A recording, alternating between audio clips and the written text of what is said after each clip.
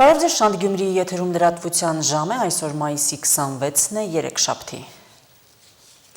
Հնդկաստանից կարճատև աշխատանքային այցով այսօր Հայաստան է ժամանել Միացյալ Նահանգների պետքարտուղար Մարկո Ռուբիոն։ Զվարթնոց օդանավակայանում ԱՄՆ պետքարտուղարին դիմավորել է արտաքին գործերի նախարար Արարատ Միրզոյանը։ Այնուհետ տեղի ունեցել Հայաստանի և Միացյալ Նահանգների միջև երկկողմ փաստաթղթերի ստորագրման արարողություն։ Փաստաթղթերը ստորագրել են Հայաստանի արտաքին գործերի նախարար Արարատ Միրզոյանը և ԱՄՆ պետքարտուղար Մարկո Ռուբիոն։ Նախաստորագրվել է Հայաստանի և Միացյալ Նահանգների միջև Թրամփի ուղի հանուն միջազգային և խաղաղության ու բարգավաճման նախագծի վերաբերյալ ռազմավարական համագործակցության մասին շրջանակային համաձայնագիրը։ Ստորագրվել է Հայաստանի և ԱՄՆ-ի միջև համապարփակ ռազմավարական գործընկերության կանոնադրությունը, ստորագրվել է նաև Հայաստանի և Ամերիկայի Միացյալ Նահանգների միջև կարևորագույն հանքանյութերի և հազվագյուտ հանածոների արդյունահանման, մշակման ոլորտում մատակարարման ապահովման շրջանակային հուշագիրը։ Փաստաթղթերի ստորագրումից հետո Արարատ Միրզոյանը և Մարկո Ռուբիոն հանդես են եկել մամուլի համար հայտարարություններով։ Այսքանով ավարտվել է Միացյալ Նահանգների պետքարտուղարի այցը Հայաստան։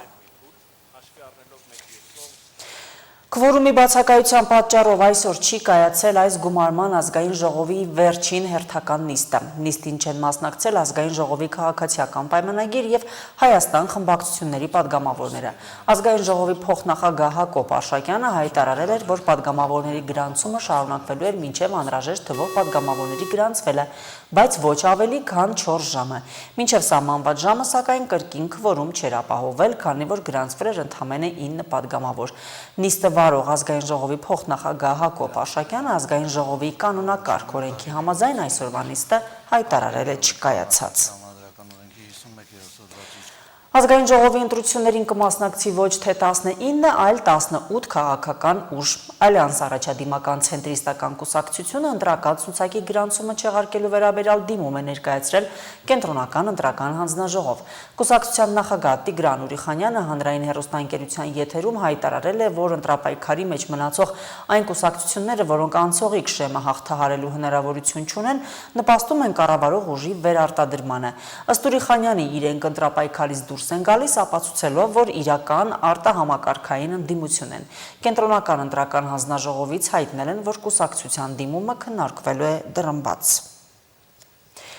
Թուրքիայի կողմից Հայաստանի հետ երկկողմ առևտուր իրականացնելու արգելքները վերացվել են։ Հայաստանի և Թուրքիայի միջև ուղիղ, առանց վերաձևակերպումների առևտուրը դառնալու է իրականություն։ Երկաթուղային ուղիների վերաբացման և կառուցման մասին հայտարարություններ են հնչում և Հայաստանից և Թուրքիայից, իսկ քաղաքական ու տնտեսական ինչ դռներ կբացվեն Հայաստանի համար։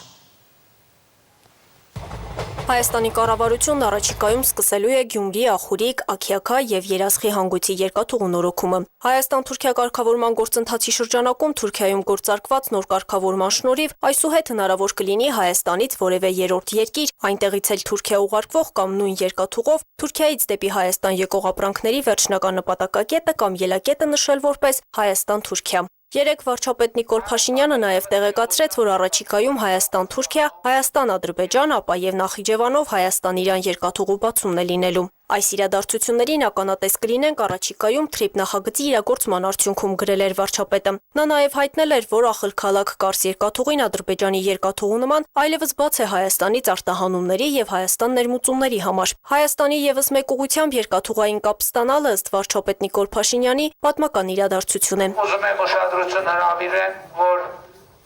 ի վերջո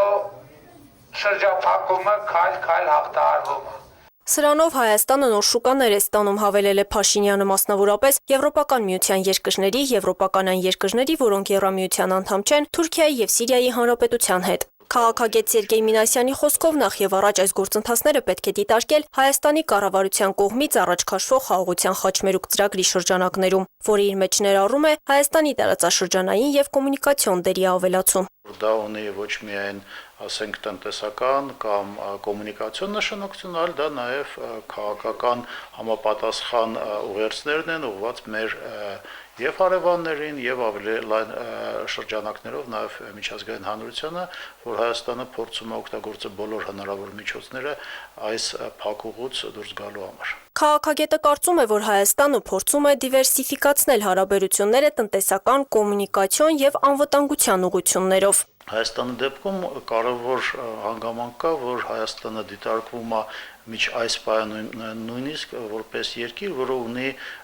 տարածաշրջանային խնդիրներ եւ հակամարտություններ իր հարևանների հետ։ Բնականաբար, եթե այս գործընթացում տեղի ունենան լուրջ առաջխաղացումներ, եթե այս գործընթացում Հայաստանը իսկապես կարողանա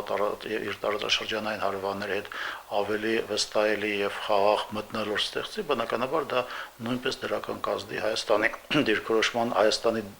դիրքին, Հայաստանի նշանակությանը նաեւ ավելի լայն շրջանակներում։ Տնտեսագետ Սուրեն Պարսյանի խոսքով սա մեծապես ոչ այնքան տնտեսական առումով մեծ քայլ է, որքան քաղաքական, որից Հայաստանը չի կարող հրաժարվել։ Այս պայդրությամբ այդ երկաթգծը թերբեռնված է, տարբեր հաշվարկներով օգտագործում այդ երկաթգծի թողունակության մոտավորապես 20-ից 25%-ը։ Սա եւս մեկ անգամ փաստում է, որ այդ ծրագիրը, որը ֆինանսավորվում էր Ադրբեջանի կողմից, տնտեսապես ձեռնտու չի եղել եւ նրանց անհրաժեշտ է նոր հոսքեր, որ այդ նախագիծը կամ այդ ուղղությունը դառնա ձեռնտու։ Միաժամանակ Պարսյանը նկատում է, որ Հայաստանը չի կարող դառնալ տարանցիկ երկիր մինչև այն պահը, երբ կկառուցվի թրիփը։ Տնտեսագետի խոսքով իշխանությունները հռչակել էին խաղաղության խաչմերուկ նախագիծ, ըստ որի Հայաստանը պետք է դառնա խաչմերուկ Կովկասում եւ բեռների տեղափոխումը պետք է տեղի ունենա Հայաստանի տարածքով եւ Հայաստանը պետք է օգտվի դրանից։ Հրապարակված քարտեզով կամ հրապարակված նախագծով ստացվում է այդ խաչմերուկը շարունակելու է մնալ Վրաստանը եւ Հայաստանը դառնալու է ուղղակի այդ հոսքերից վտակներից մեկը ընդամենը, որի պարագայում տարանցիկության պայմանավորված Հայաստանը որևէ օգուտ չի ունենալ։ Հայաստանն ու Թուրքիան աշխատանքները շարունակում են նաև Գյումրի-Կարս երկաթուղու բացման ուղղությամբ։ Սուրեն Պարսյանի խոսքով այն ավելի մեծ հնարավորություններ կարող է բացել Հայաստանի համար, քան հիմա Վրաստանի տարածքով առաջարկվող երկաթգիծը, որը լուրջ տրանսպորտային խնդիրներ չի լուծելու։ Մարինե Դվոյան, Լևոն Խաչատրյան, Հորիզոն։ ԱՄՆ պետքարտուղար Մարկո Ռուբիոն հայտարարել է, որ Իրանի հետ խաղաղության համաձայնագրի տեքստը վերջնականապես մշակելու համար կարող է եւս մի քանի օր պահանջվել։ Ռուբիոն նշել է, որ Իրանի վերաբերյալ բանակցությունները ավելի վաղ տեղի են ունեցել Քաթարում։ Կտեսնենք, թե արդյոք կարող ենք առաջընթաց գրանցել։ Ես կարծում եմ, որ քննարկումները հիմնականում կենտրոնացած էին նախնական տեքստի մշակման վրա, որը կարող է տևել մի քանի օր։ Նախագահ Դոնալդ Թրամփը ցանկություն է հայտնել հասնել համաձայնության։ Նա կամ կկնքի գործարք, կամ չի կնքի, ընդգծել է պետքարտուղարը։ Ռուբիոն նաև ընդգծել է Հորմուզի նեղուցում նավագնացության վերսկսման անհրաժեշտությունը, նշելով, որ այն կվերաբացվի այս կամ այն կերպ։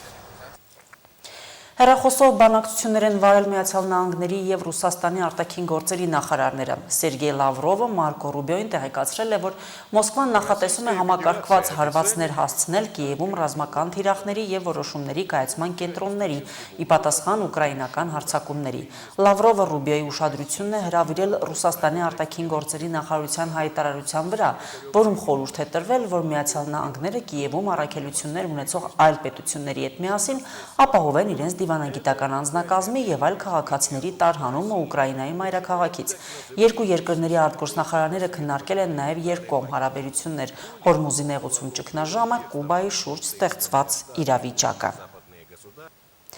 ԱՄՆ նախագահ Դոնալդ Թրամփը վստահություն է հայտնել, որ Իրանի հարստացված ուրանի պաշարները կամ կտեղափոխվեն Միացյալ Նահանգներ ոչնչացման համար, կամ կոչնչացվեն Իսլամական Հանրապետությունում կամ այլ հարմար վայրում։ Այս մասին Սպիտակ տան առաջնորդը գրել է Truth Social-ում, նաև աջակցություն հայտնել համապատասխան կազմակերպությանը դիտորդի դերում հանդես գալու հարցում։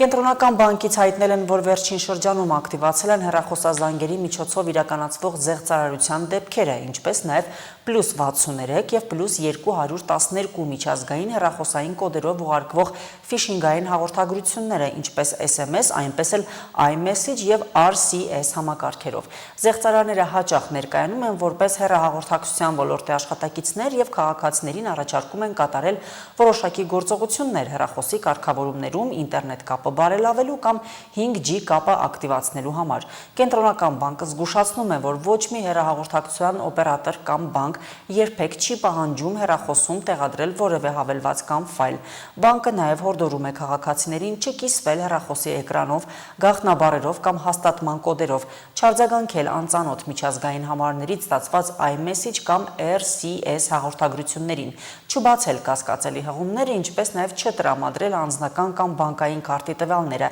արգելափակել կամ որպես սպամ նշել նմանատիպ նամակ ուղարկող հասցեները կամ հեռախոսահամարները։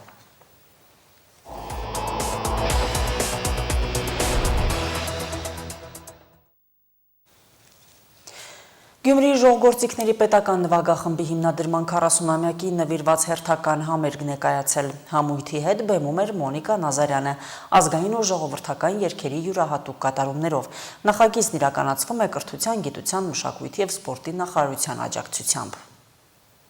Երբեք կապ չունի ինձ համար, թե ես ինչ բեմերում եմ երգել, ինչքան մեծ դահլիճներում եմ ելույթ ունեցել, այս փոքր եւ մտերմիկ մթնոլորտը ոչ մի բանի հետ հավատացեք չեմ փոխի եւ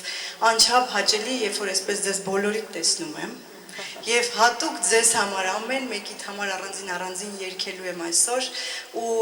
այդ էմոցիաները երբեք ոչ մի բանի հետ չեմ փոխի։ Ազգային ժողովրդական աշուղական զուլալ մեղեդիները դարձյալ լցնում են ժողնվագարանների համերգասրահը։ Հոբելյանական տարվա համերգային ծրագրով արդեն հարազատ դարձած բեմում ու հանդիսատեսի համար իր քաղցր ձայնով երգերի ընտրանինը ներկայացնում երգչուհի Մոնիկա Նազարյանը։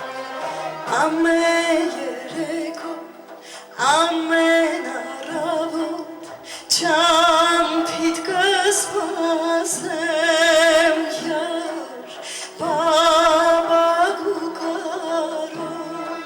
Ժողովրդի շնչով ու լեզվով ծնված երգերը Մոնիկա Նազարյանը կատարում է գեղեցիկ մեղեդայնությամբ։ Նա գիտի ինչպես ուզել հանդիսատեսին, խոսել նրանց սրտի լարերի հետ։ Հայ երգի ու երաժշտության նվիրյալներին ներկայացնելու կարևոր հարթակ է Գյումրիի ժողովրդիկների պետական նվագախմբի բեմն ու դահլիճը, որը միշտ լեփ-լեցուն է հայ երգը սիրով ունկնդրող եւ հաճախ կատարողների հետ համահունչ երգող հանդիսատեսով։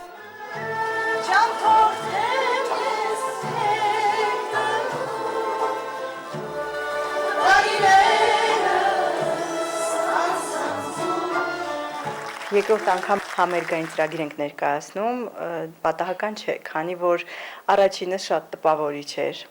շատ մեծ ապրումներ ու էմոցիաներ եմ ունեցել, սա իր գույնը ունի, սա իր տեսակը ունի եւ յուրահատուկ շփում է հանդիսատեսի հետ։ Վայելում է հանդիսատեսի համակրանքը, կարելի ասել Մոնիկայի համերգային տոմսերը վաճառվել է մի քանի օրվա ընթացքում։ Հարուստ մեղեդայնությամբ ու նվագարանների վարպետ կատարումներով ժողովրդիկների պետական նվագախումբն արդեն 40 տարի որպես հայ երգի ու արվեստի դեսպան յուրովի ներկայացնում է հայկական մշակույթը։ Նվագախմբի ստեղծագործական ուղին հիմնված է ժողովրդական ակունքների մաքրությանը պահպանելու եւ միաժամանակ դրանք պրոֆեսիոնալ մակարդակում ներկայացնելու վրա։ Սայաթ Նովայի, Ջիվանու, Շերամի, Հավասու եւ հայ մյուս մեծանուն աշուղների ստեղծագործությունները երգչուհուն հավասար դահլիճում երգում էին թե մեծերը, թե փոքրերը։ Պարերքերի ժամանակ պարում ու ուրախանում։ Սերես կվելելի սիրուտ կարոտում եմ իրան,